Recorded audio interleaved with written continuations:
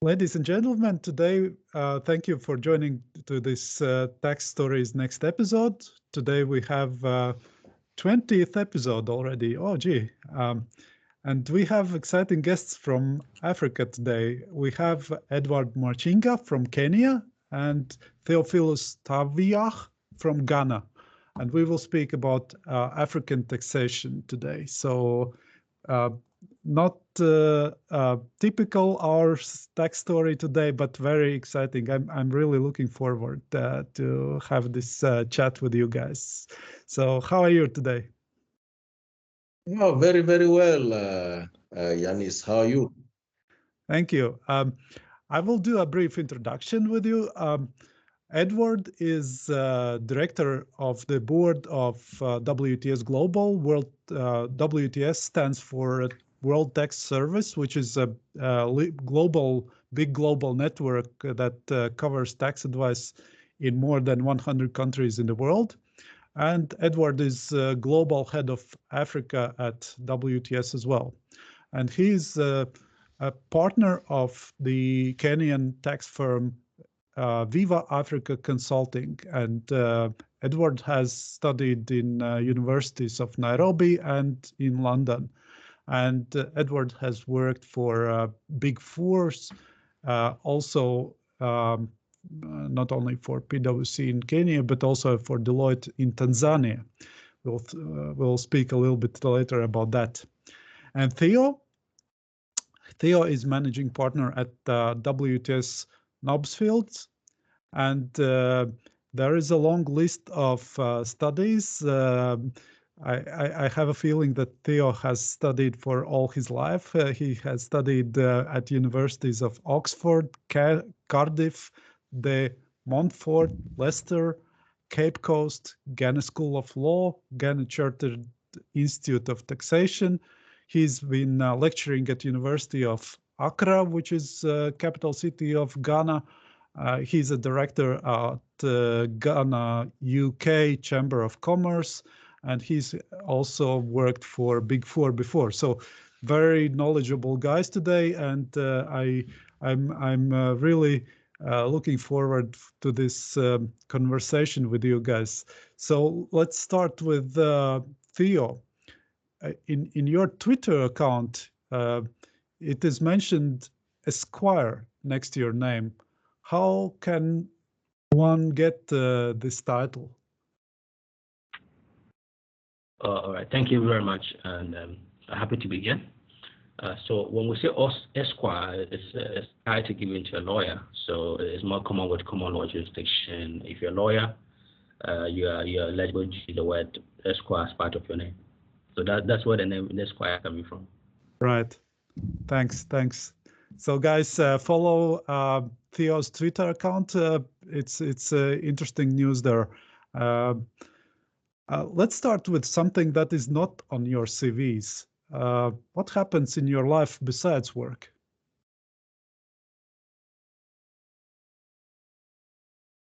Well, besides work, I'm a family man. I have 3 children.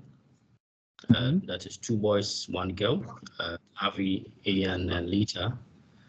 I'm married to a Francophone from Ivory Coast. I normally want to engage in maybe sports, maybe play tennis on a weekend.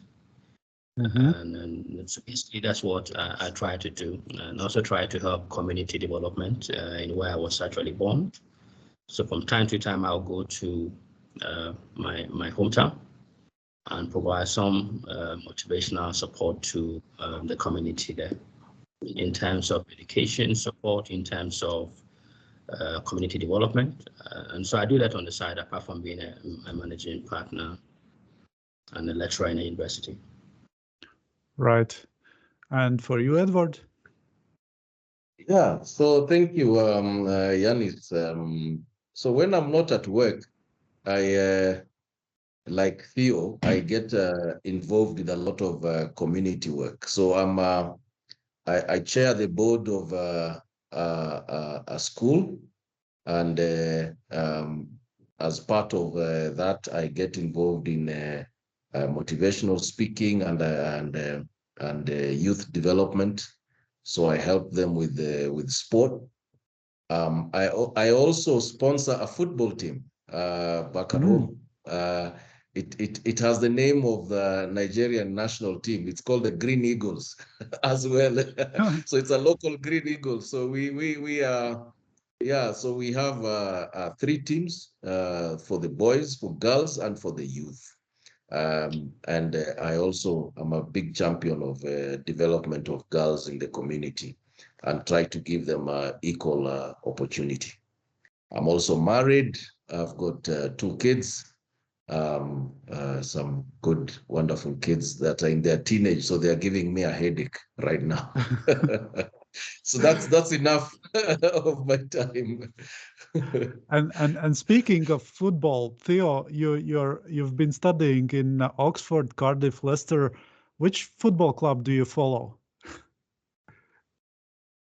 I follow Manchester United. I'm a Man U fan. Ah, all right. So have you been to the games as well? No. I've always followed the game through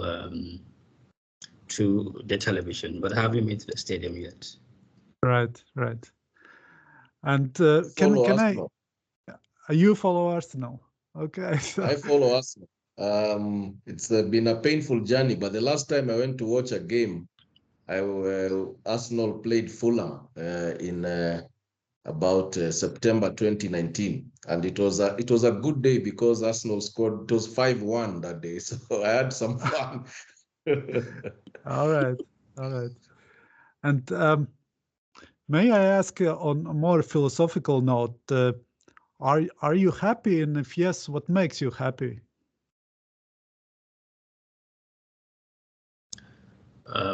For me, I get happy when I'm able to assist people. I mean assisting clients get solution. It makes me very happy.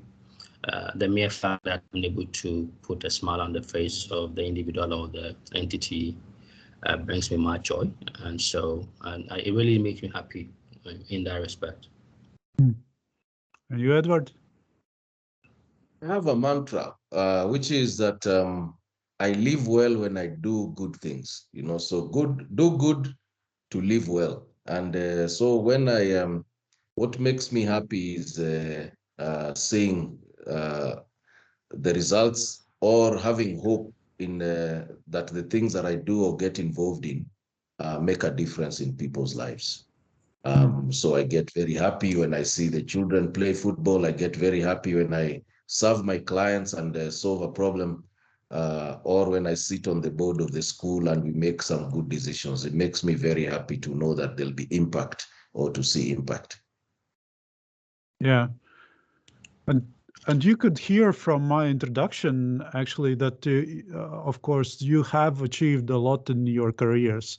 What motivates you to go on in full speed? You have so many functions in so many different places. So how you can still find motivation to do this all?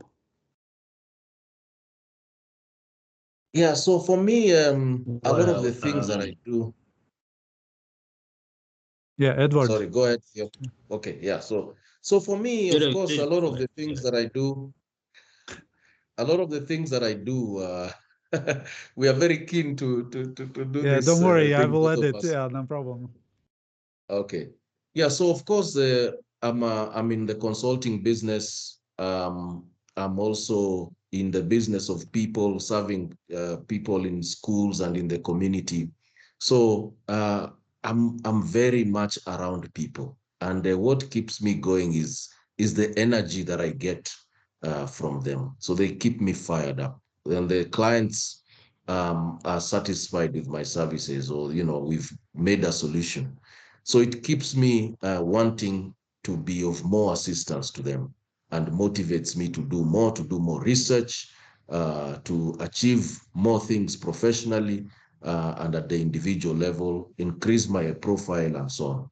So I get my motivation from the energy that I get from the people that I work with, I would say. and from my family. You know, my wife, I have a very supportive wife, and some very feisty children who don't let me go. You know, my daughter the other day, I was trying to sleep a bit on a Monday, and she told me that I tell her not to be lazy and I should be act in accordance with my words. So I got up. Very cool. So how about you, Theo? I think Adrian and I align on the same thinking. The drive to help people, the drive to be of assistance to your community, motivates some of us to want to serve the people.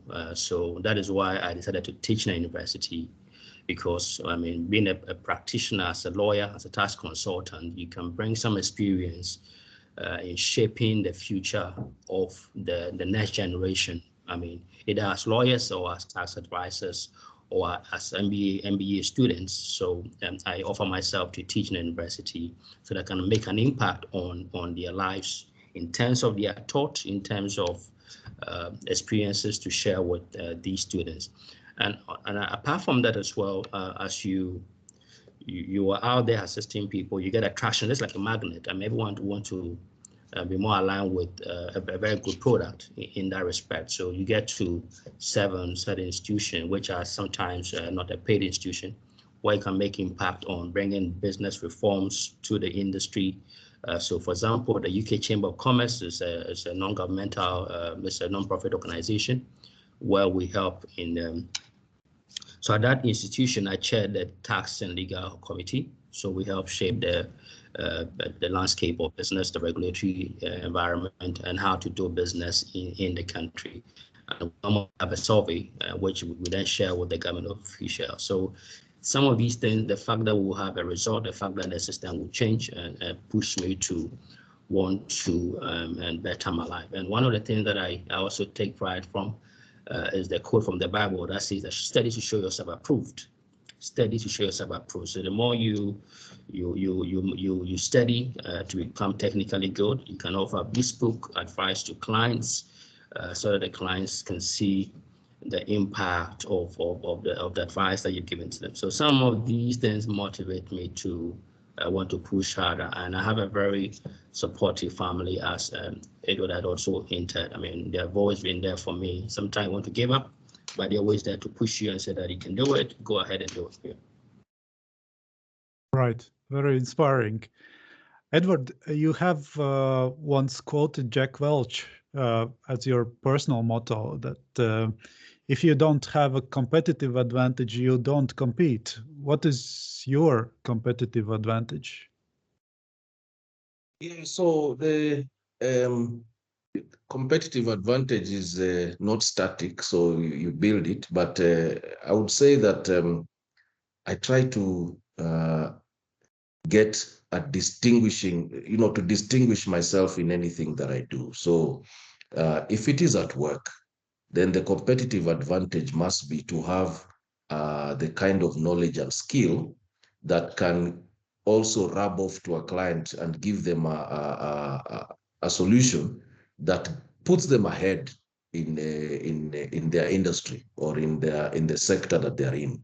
So my competitive advantage is always just having very, very specialist knowledge about an industry or a business that I'm serving, and finding something unique that can assist that business to get ahead. That's the competitive advantage I try to build always in the work that I do, and that applies, of course, to the other spheres of our lives. I tell the children when I, at the community, when we play football, that anybody can kick the ball and so on, but you must have something extra. And so I encourage everybody to find that one thing that is extra. If you can run very fast, then you try and run very fast with the ball, and not try to dribble. You work on your competitive advantage. Everybody must find that one thing in them in whatever they do. And I hope that in every small way I can do that. Great. I would love to be your client. You can start today. I hope it will. Yeah, I hope we will grow our cooperation. Now, COVID has opened eyes for many to think more about health and immunity. What are your tips and tricks to stay healthy? You want to go first? Is it? Well, for us, we have had a program of making sure that all our staff are vaccinated, and we also keep a social distance workspace. So we also, following the protocol prescribed by the government, and on a personal level, we are being more responsible in terms of personal hygiene, making sure that we are sticking to protocol.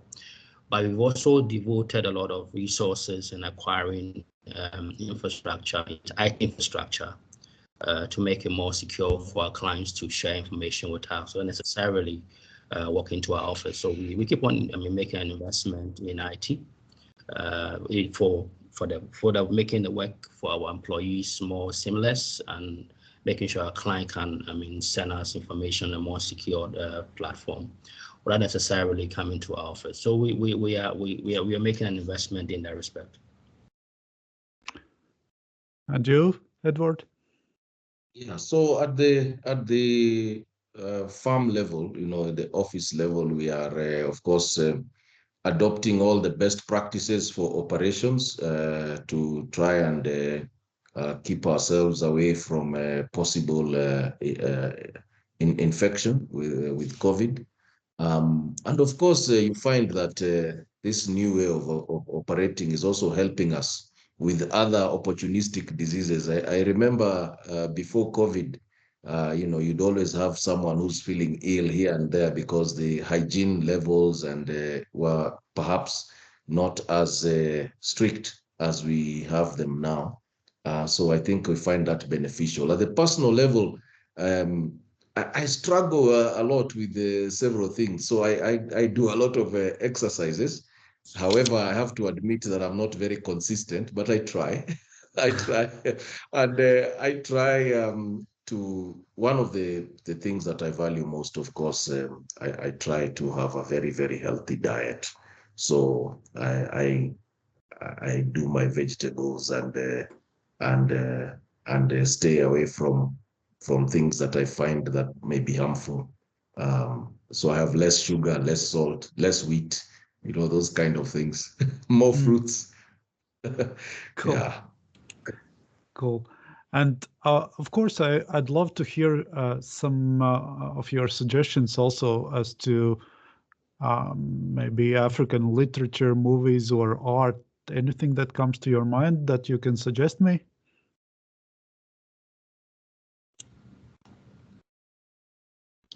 Is it in respect of taxes or generally? It's generally. Well, I would say the number of reforms are ongoing in the African tax space. I will speak from the Ghanaian perspective on what the government is doing in the wake of the COVID, and also generally. And one of the things that I would say is that a lot of measures were introduced to mitigate the impact of COVID, but it was not really reducing tax exposure or tax burden, but they were more of administrative support. So we have what we call voluntary tax regime, which means that once you make a voluntary disclosure, you get a waiver from potential taxes and interest on any tax liability that you have voluntarily disclosed. Then we also have what we call Theo. a penalty and waiver. Sorry to interrupt you. Can you hear me? Yeah, probably there was a break in the line, so maybe you didn't hear the question. It was more about any suggestions of literature, movies, or art from your countries that you can suggest to our listeners. I think I'm not really following and happy before that. Yeah, To be honest. No worries, no worries. I'm the maybe I wrong person. can. Yeah, so we have celebrated a writer here in Kenya. He's called Ngugi wa Thiong'o. I would highly recommend him. He's written various works, and what's interesting with him is that he used to write in English, and now he writes in a local language, the Kikuyu language. So maybe you can try the English language ones. How do you spell A his name? favorite, Ngugi, Ngugi wa Thiong'o. Maybe I can put it here, and you can see. I got him. Yeah. Yeah, you got him? Yeah. Yeah, All right. yeah. Cool. I'll check him out. Yeah, check him out. He's got a lovely book called Petals of Blood. You can start with that one. Ah, okay, great. I also wanted to ask that our main audience is in Europe and US. How would you describe your countries and culture to them? Yeah. So okay, maybe I can start. I think that Kenya is a very and of course our capital city and the country geographically is in a place where and has had the history of very close relationships and interactions with the European countries. We are a former British colony, and I think one of those favorite ones of the British. So we are very, a lot of our people are fluent English speakers. We are very connected with England as a country. If you go to a bar on a Friday afternoon, you might mistake yourself. You might think that you're in somewhere in London, because you'll see people wearing football shirts, Arsenal, Man United, So I think that we are very connected culturally. We have the same language and culture around many things, the football, the food, the language. So I think that we are very closely connected with Europe and the US culturally. There are some things, of course, that you find different. My sister is getting married soon, and the kind of ceremony that we go through is not like the English one of walking down the aisle to here comes the bride. No, it's not exactly like that. We've got our own traditional ceremonies and traditional food that is different, and things that we do during ceremonies like these ones. But by and large, in everyday life, I think that we are very connected. We watch programs, football, etc., entertainment that is European or American. You'll find most people reading perhaps a European or American writer more than they would read the Kenyan. Yeah. What about Ghana? Well, I think we have similar culture with Kenyan sort of. Ghana is an English colony, so we speak English predominantly. But apart from that, we have a number of dialects, different tribes, and they're very friendly people in terms of hospitality. We are very friendly. In terms of investment, I mean, the country provides guarantee against expropriation. It's a very nice country. We have summer all year, and so once you're in Ghana, you are not going to have winter or, autumn. It's always summer all year, which is quite fun to some extent, yes. In terms of football, we follow the English football just as Kenya. When you go to the pub on a weekend, on a weekday, you have a lot of people following the English Premier League, and they do more than that than even the local league that we have here. So a number of Ghanaians have paid for specialized cable so they can watch the English Premier League and other things. So it's a very nice environment to do business and to visit. We have a very good tourism cities and places, and in terms of royalty, we have common a very unique cloth called kente, which is normally used by the universities for their graduation gown. So I mean, it's a very nice country. Right. And sorry to ask stupid. Yeah, go on. Democratic wise, it's a very stable country, right? A very stable country. That I mean, we've had that for a long time. Stable. Great. And of course, everybody knows how strong Ghana is in football. I've enjoyed watching it on World Cup and similar events. But sorry to ask a stupid question, but is it safe if I go with my family and kids to Kenya and Ghana? Yeah, for sure. Oh, yeah. Very, very safe and pleasant, you will find. Somebody one day asked, commented that I think the greatest asset that the Kenyans have is hospitality. And you will find yourself very welcome here and very well treated if you came around. Excellent. And in Ghana as well, yeah? Yes, we have very safe environment in terms of security. Crime rate is not high. It's very low. The people are very receptive. There's a lot of investment made in terms of cameras on the streets, just to prevent any potential harm or security issues. So it's a very nice place, and your family will be very safe as long as you're here. Great. Edward, I saw you were working for Deloitte in Tanzania. What was your most colorful experience of working there? Yeah, so the Tanzania is at the time I worked there, which was between 2004 and 2009. The country had recent liberalization of the economy, and particularly in the mining sector. So I really got to do a lot of work with mining companies and doing interesting things because they had a very interesting specialized tax regime.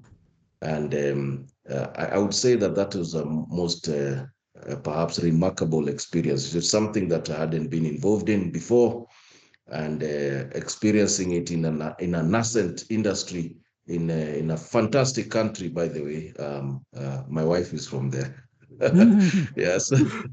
Yeah. So I think that I would say that is my most memorable experience. And specialized tax regime in what sense? So in the sense that, so the mining companies had a special corporate tax regime. They would get different kind of deductions. The mining deductions were different to the normal deductions that other companies would get. So they would get, even for exploration, etc. Very good accelerated deduction regime. In many respects, yeah. Okay, and we are slowly going into taxation part with that Tanzanian regime. Yes, as our podcast is called Tax Stories, do you have some interesting story that is related to tax in your mind, that maybe from your practice or from movies or some literature? So there's I need to recall this very well, but there's one time I thought about the origins of some of our tax systems, and in our country we had our first tax system was the poll tax. where they would you would pay tax per the number of houses or per house and the people that lived in the house. So then if you go behind that, then I think that the tax inspectors would have had to do some kind of census to be able to know how many people, etc., and therefore charge the tax. And so that, and now that we are going to Christmas, that time I was reflecting upon it during Christmas time, and I remembered that during Jesus' time, I think the king was Augustus. He called for a census, and that's why Jesus' parents had gone to Bethlehem to be counted. And so I think that's a correlation with the origins of our tax system come from there. There was a census, and the census leads to number of people. Number of people were the basis for a poll tax and the beginning of taxation in my country. I think that is good enough. Wonderful story. For you, Theo, do you have anything in your mind? Not on top of my head, but I think it's been part of our upbringing in the schools. We have a course called civic education, where all the time our teachers will be telling us that tax is important and we need to take it more seriously. So we normally hear that on TV all the time, that, oh, you have to pay your taxes, and that's where most of us have the sense of, showing an interest in tax. Right. And Theo, I have a story for you. It's Okay. It's not a tax story, but it's a story related to Ghana. And everybody knows the music video about the coffin dance. And on YouTube, it might be one of the most watched videos at all times. And the dance became popular when I read that when a lady named Elizabeth, her mother, died in Ghana, and her mother's last wish was that men carrying her coffin must dance in special style, and this was filmed by some relatives and put on YouTube, and that's how the video became so popular.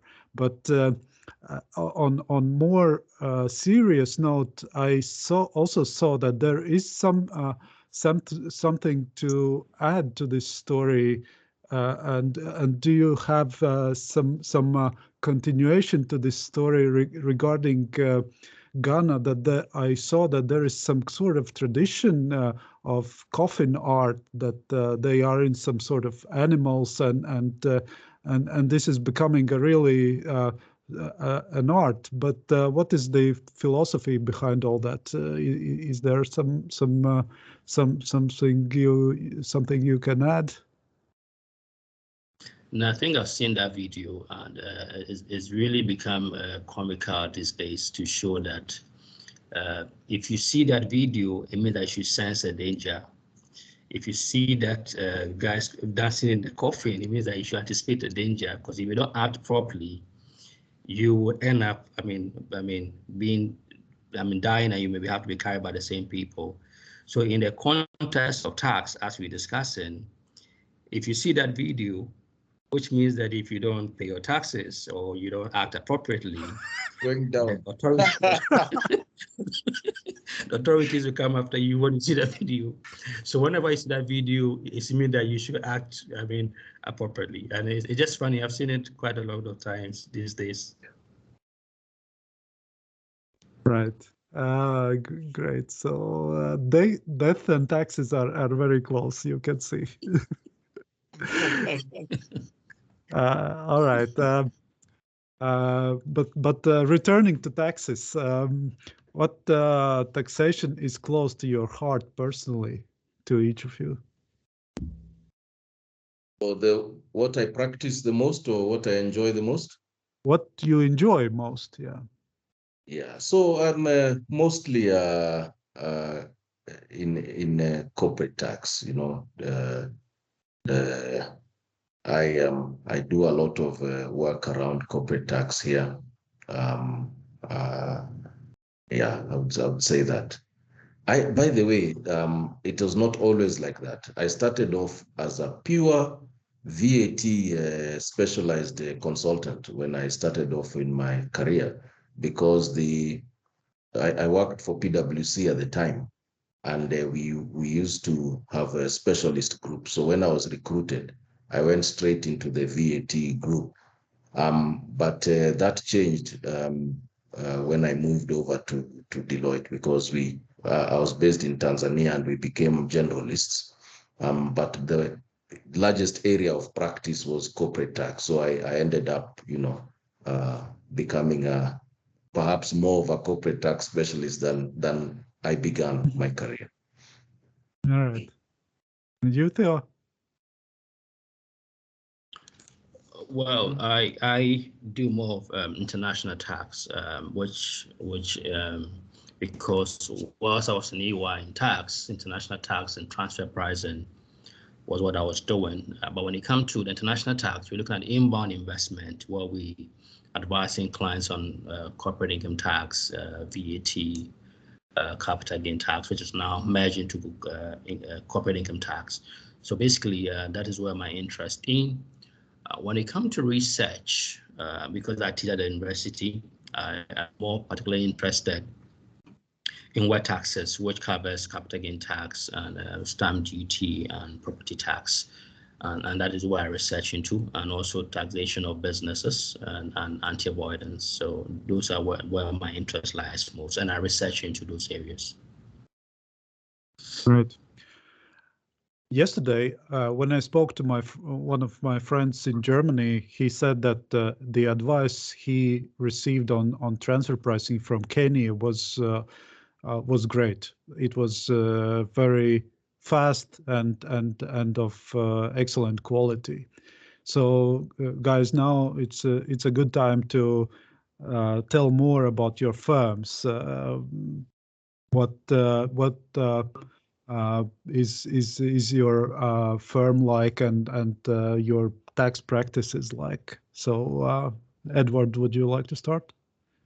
Yeah. So yeah, thank you very much. So my firm was founded in 2009 by 4 partners. All of us were senior people in Deloitte. I was a senior manager. My colleagues were directors, and one of my colleagues was our boss. He was the head of tax in East Africa. So we left together to form this firm. So I would say that from the beginning, we had a very strong base of well-respected professionals in the market. And we started off together, and I guess we started off on a high. And we have grown by leaps and bounds since then, which was about 12 years ago. And now we have about 30 professionals in the firm. We're still the same four partners, but we've now gotten many other people who have come in with different skills. Our firm is known a lot for the mergers and acquisitions activity. So we get involved in a lot of transactions. So we do a lot of corporate structuring and transaction structuring. And therefore, because that kind of business is very international business, we are also very exposed and have been lucky to have a lot of clients internationally in Europe and so on.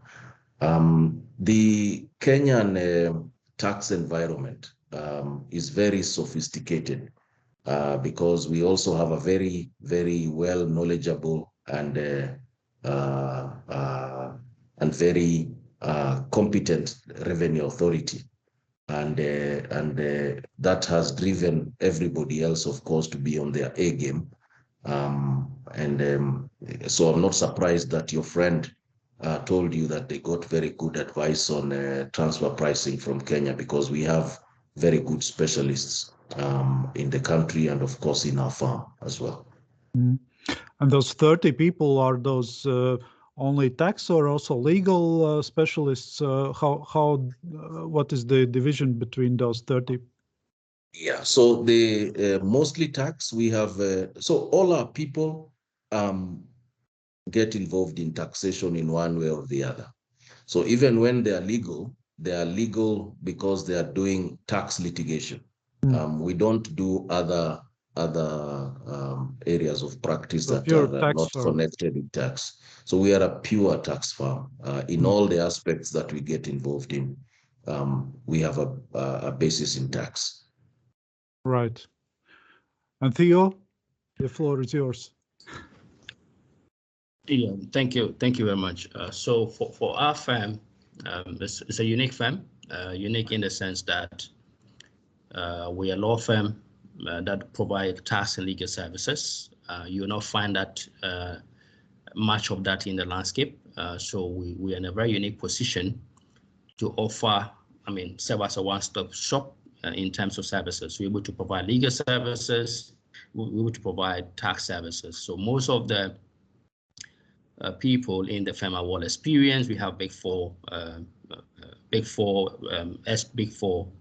as part of the team, and we have lawyers who are well experienced in their field. So we're able to provide quality services, and the services that we provide is so quality that most of our clients, about 98%, are multinational companies doing business in the country. We are a relatively new firm. We started operation in 2016, January. And we have a staff strength of 12, and we are pushing harder. Feedback from clients show that we are punching above our weights as a firm, and we are working seamlessly. And we're happy to be part of WTS Global because it's a family, a network of one family, and we're able to provide seamless services. We're able to draw on our colleagues' experiences to be able to provide service in country. So, we are very happy, and we are pushing harder to become the leading tax firm in the country. Great achievements, I must say, in such short time for both of you. So congratulations. Any hints and or guidance how to what principles do you use in developing your tax practice? Yeah. So thank you for that question. I always have an answer to that question because because it is a driving philosophy of our firm, which is that we must always give excellent service. And excellent service means not just giving the right advice, but also ensuring that the client has a good experience, because no matter what happens, people don't forget how you treated them. If the person called you and you picked their phone, or you called them back within a few minutes, answered their email, gave them the answer, called them back to ask them whether there's any issue and so on, that kind of service excellence draws people to you. And I think that is what has helped us to be where we are today. Definitely, the clients expect something more than just good quality advice. I fully agree with you. Yeah. And Theo, how about you? Well, the driving or the key factor or factors that have assisted us to get where we are is, we provide consistent advice, which is of quality and of excellence, and we'll build a firm around trust. You need, the leadership of the firm.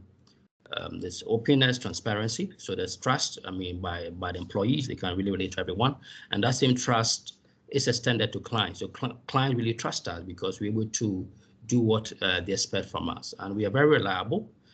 We are always going ahead of the boundary. We're always going beyond. We're always pushing, and we are always making sure that we are meeting expectation of clients. Because when you meet expectation of clients, that is when that they will see that you're providing service. So we are always looking after our clients. Let me put it that way.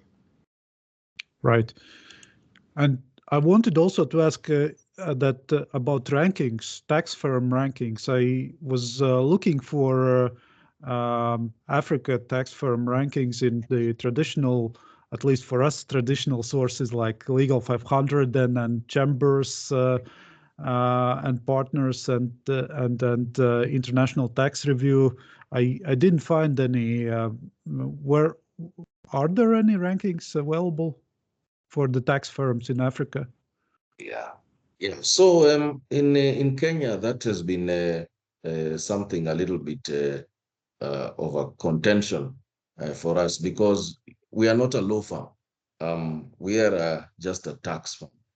And a lot of times when you see the Legal 500 Chambers and Partners and so on, when they if you see the ranking for Kenya, you'll only see law firms. And so for that reason, we haven't entered those rankings. But of course, we do our own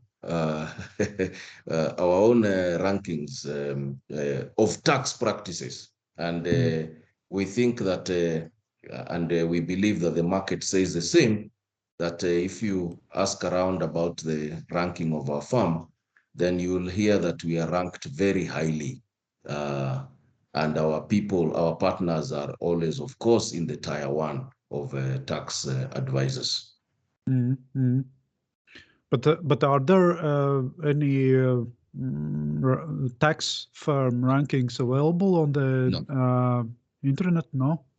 No, they're not. Okay. No. And in Ghana, is there any ranking? No. So the rankings that, as far as I'm concerned, are where when it comes to world tax ranking for TP and for general tax. The more recent one, they did Nigeria, they never did Ghana.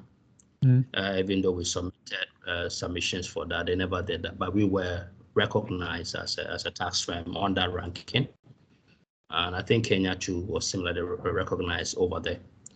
But we are ranked in the Legal 500 as a leading law firm for banking and finance, for litigation and dispute resolution, and commercial and corporate. And we've had that consistently. And we're hoping that this year we'll be ranked tier 1, but we've received good feedback in terms of the ranking on the Legal 500, as well as there's another one, I can't remember, the IFR 1000 or something. Yeah.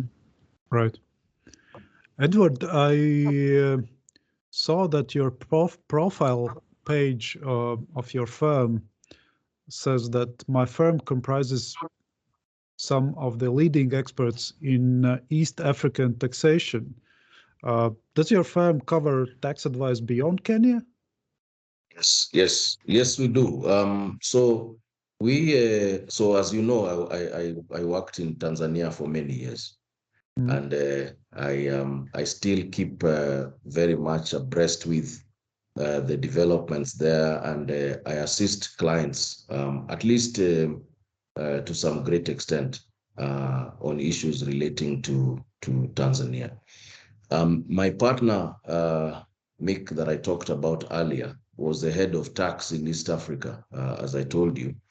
And so between the three of us, we are able to guide clients in the right direction with the tax issues relating to all these East African countries. Of course, we work, there are certain things that you don't do when you're outside the country. There's some country nuances, and we have associates in those countries as well that work with us.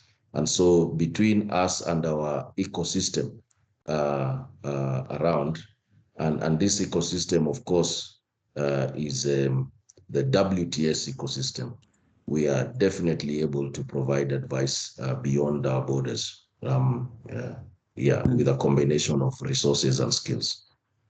And WTS in Africa covers, I saw, 35 or something countries out of 50. Yes. What if a client needs a tax advice in those 15 remaining countries? Yeah.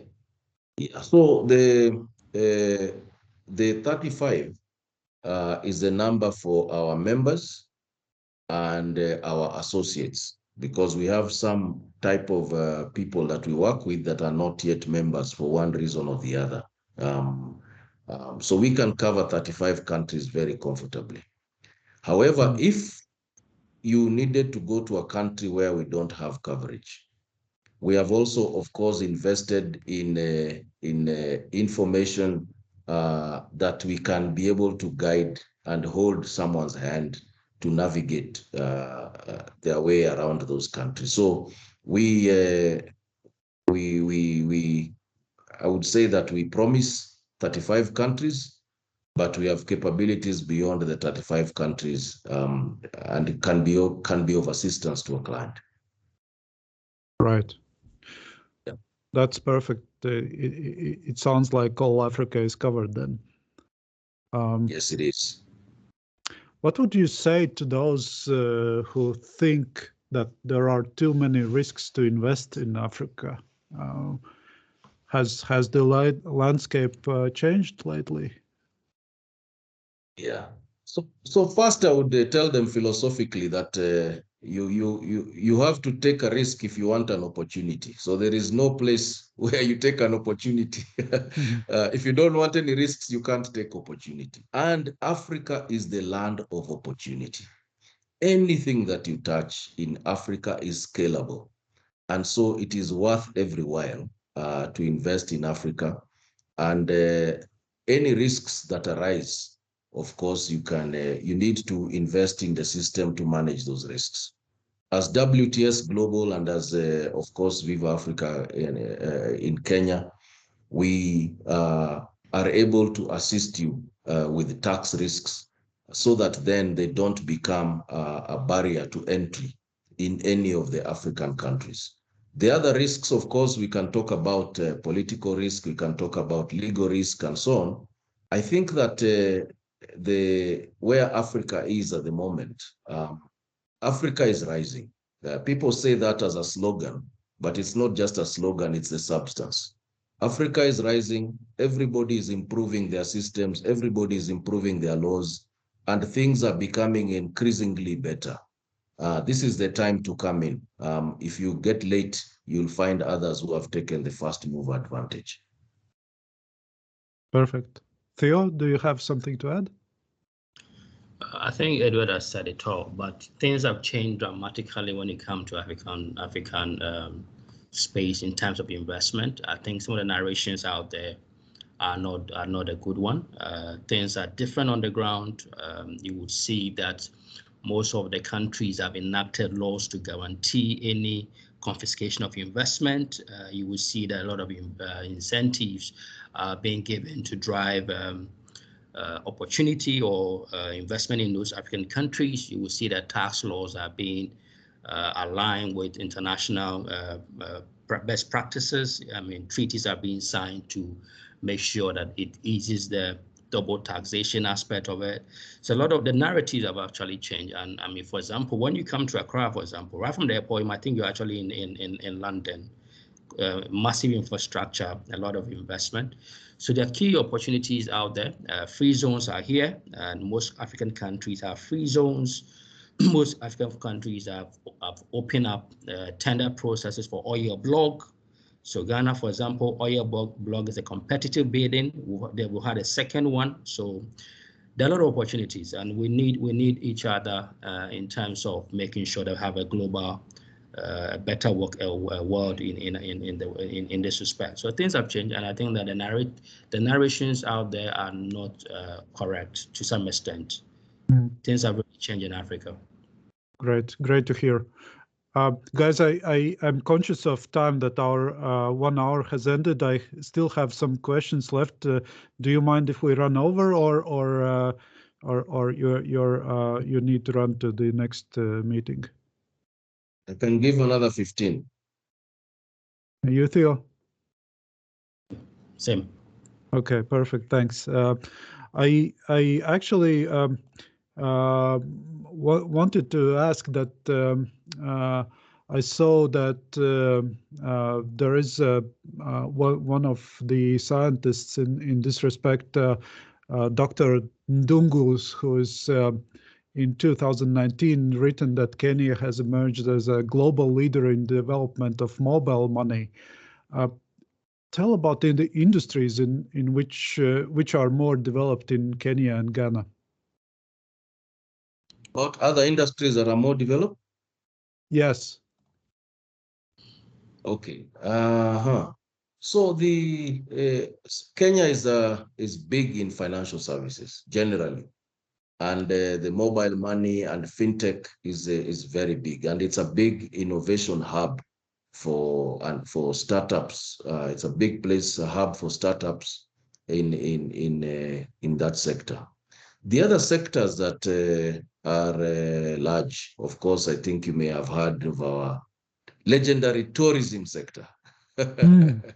With and we have we are the hosts of the 8th wonder in the world, which is the wildebeest migration down in the Masai Mara Game Reserve. So tourism is big in Kenya, and finally, I would say that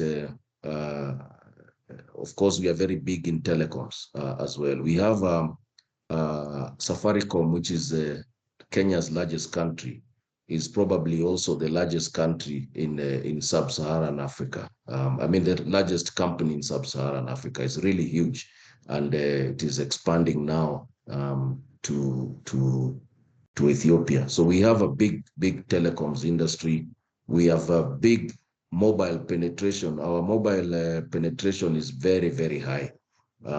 Nearly everybody is connected by mobile telephone in the country.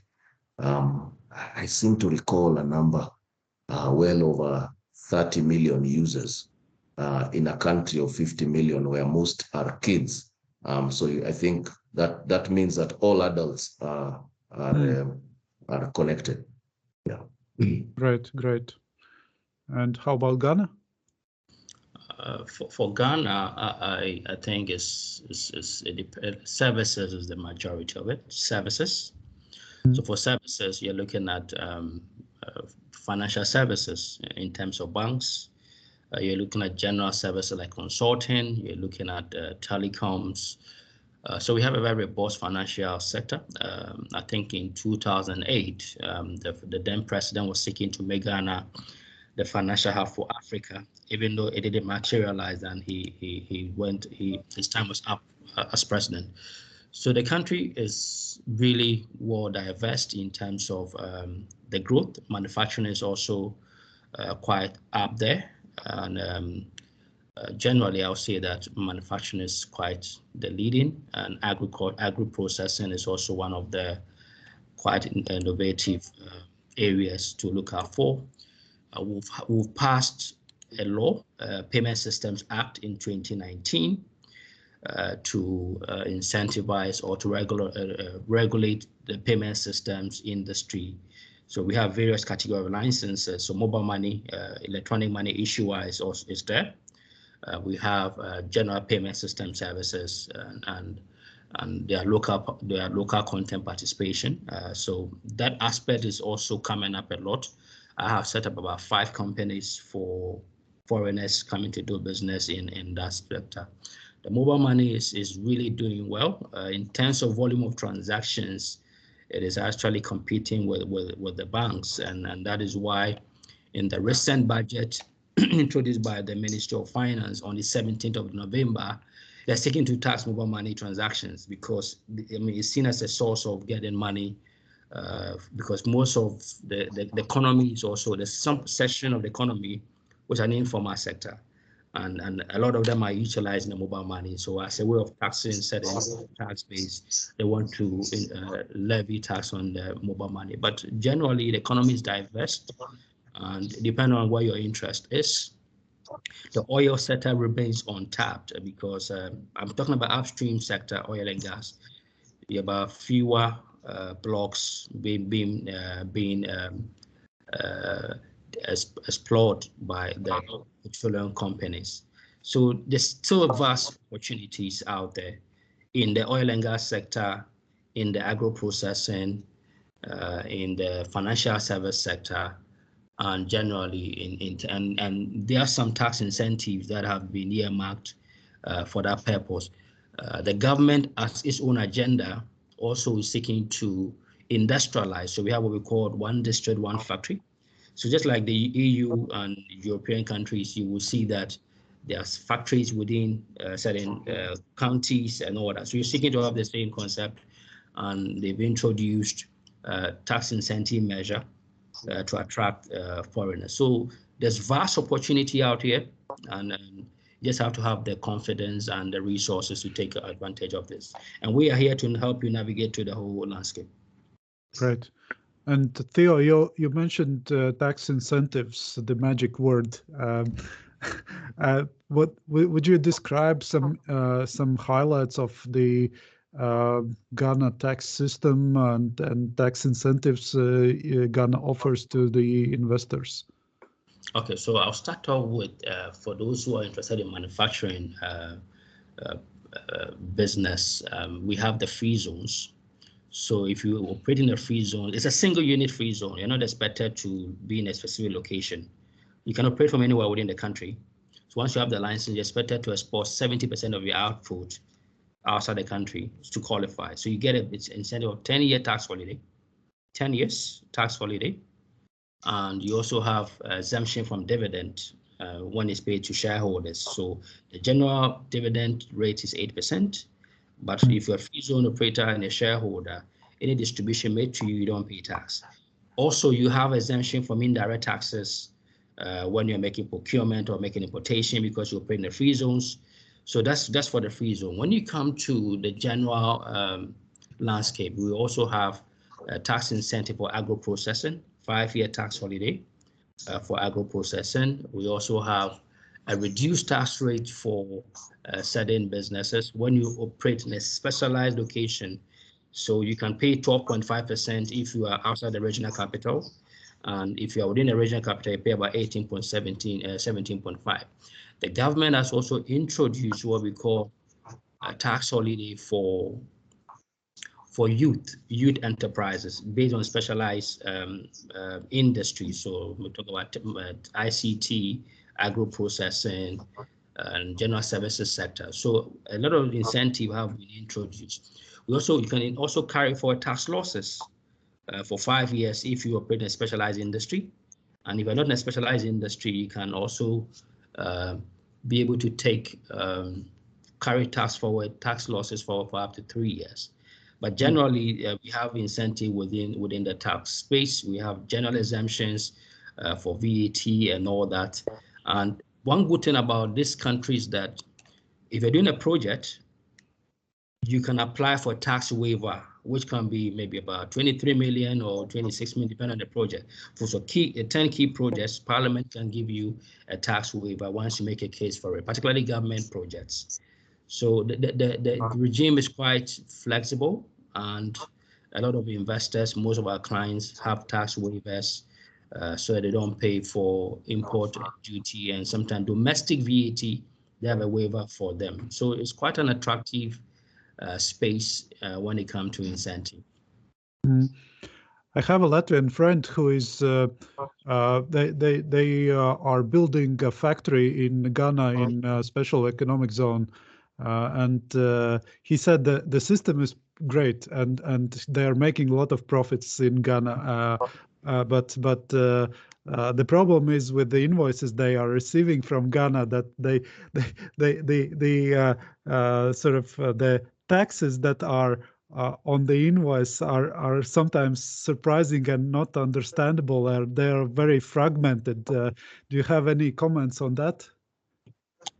I'm not too sure what kind of invoices that, whether it is intra-group transfer services or whether it is flowing from, because if you work in the free zones, for example, any export is free, we don't pay any taxes. So I cannot really speak to that, but it might be intra-group transaction. And once it's intra-group transaction, VAT is likely to apply and all that, because our VAT does not extend, our group VAT does not extend to external parties. It's just domestic resident group.